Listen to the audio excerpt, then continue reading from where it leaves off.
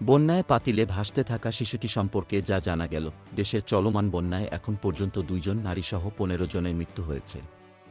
ক্ষতিগ্রস্ত হয়েছেন ৪৮ লাখের বেশি মানুষ। শুক্রবার ২৩ আগস্ট সন্ধ্যায় দুর্যোগ ব্যবস্থাপনা ও ত্রাণ মন্ত্রণালয় এক বিজ্ঞপ্তিতে এ তথ্য জানায়। নিহতদের মধ্যে কুমিল্লায় ৪ জন, ফেনীতে ১ জন, চট্টগ্রামে ৪ জন, নোয়াখালীতে ১ জন, ব্রাহ্মণবাড়িয়ায় ১ জন, লক্ষ্মীপুর ১ জন এবং কক্সবাজারে ৩ জন। এদিকে শুক্রবার ২৩ আগস্ট সামাজিক যোগাযোগ মাধ্যমে একটি ছবি বেশ ভাইরাল হয়েছে, যেখানে দেখা যায় একটি শিশু পাতিলের মধ্যে কাপড় দিয়ে পেঁচানো অবস্থায় গুটিসুটি মেরে শুয়ে আছে। পাতিলের ভেতর বন্যার পানিতে ভাসতে দেখে সেখানে থেকে তাকে উদ্ধার করে নিরাপদ স্থানে নিয়ে আসা হয়।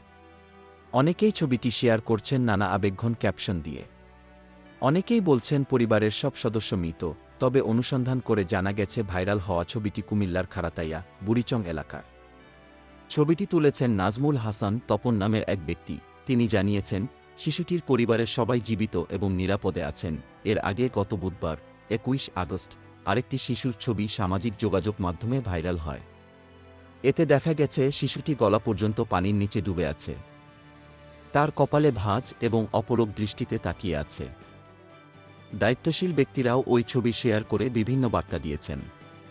তবে রিউমর স্ক্যানারের বিশ্লেষণে উঠে এসেছে ছবিটি এআই দিয়ে তৈরি ছিল। রিউমর স্ক্যানারের ফেসবুক পেজ থেকে শিশুর ভাইরাল হওয়া ছবিটি সহ দেওয়া এক পোস্টে বলা হয়, বন্যার বাস্তব দৃশ্য প্রকৃতপক্ষে আরও করুন। তবে আমাদের বিশ্লেষণে ভাইরাল ছবিটি এআই প্রযুক্তি ব্যবহার করে তৈরি। পোস্টে আরও বলা হয়, আলোর প্রতিফলন, শিশুটির চোখের অভিব্যক্তি, কপালের ভাঁজ ও ঠোঁটের অস্বাভাবিকতা ইত্যাদি অসঙ্গতি অনুযায়ী আপাত দৃষ্টিতে অনেকেই ভাইরাল ছবিটিকে এআই জেনারেটেড বলেই ধারণা করেছেন। তাছাড়া এআই ছবি যাচাইয়ের বিভিন্ন ওয়েবসাইটও ছবিটিকে ৬০ থেকে ৯১ পর্যন্ত এআই বলে ফলাফল দিয়েছে। রিউমর স্ক্যানার টিম হতে মেডজনি এ ব্যবহার করে এই একই ধরনের ছবি পুনরায় তৈরি করার চেষ্টায়ও প্রায় একই ফলাফল পেয়েছি আমরা।